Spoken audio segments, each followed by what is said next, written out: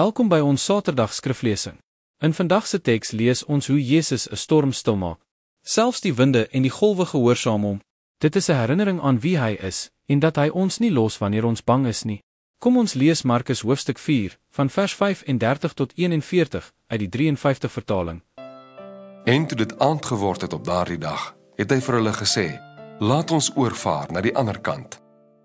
En hulle het die skare verlaat en hom, net soos hy was, saamgeneem in die skuit, en daar was ook ander skuitjies by hom. En 'n groot stormwind het opgekom, en die golwe het in die skuit geslaan, sodat dit al vol wou word. Maar hy was agter op die skuit aan die slaap op die kussing, en hulle het hom wakker gemaak en vir hom gesê: "Meester, gee u nie om dat ons vergaan nie." En hy het opgestaan en die wind bestraf en vir die see gesê: "Swyg, wees stil." En die wind het gaan lê, en daar het 'n groot stilte gekom. Toe sê hy vir hulle: "Waarom is julle so bang? Hoe het julle dan geen geloof nie?"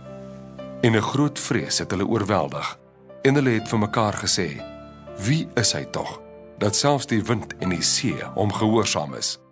Kom ons bid saam. Here Jesus, soms voel dit vir ons of U slaap in die storms van ons lewe, maar U is altyd teenwoordig. Help ons om U te vertrou, selfs wanneer alles om ons bewe. U is die een wat selfs die wind en die see beveel. Amen. Mag jy vandag lewe met hoop nie net vir vandag nie, maar vir die ewigheid. Voorspoedige naweek vir julle. Ons sien mekaar weer volgende Saterdag.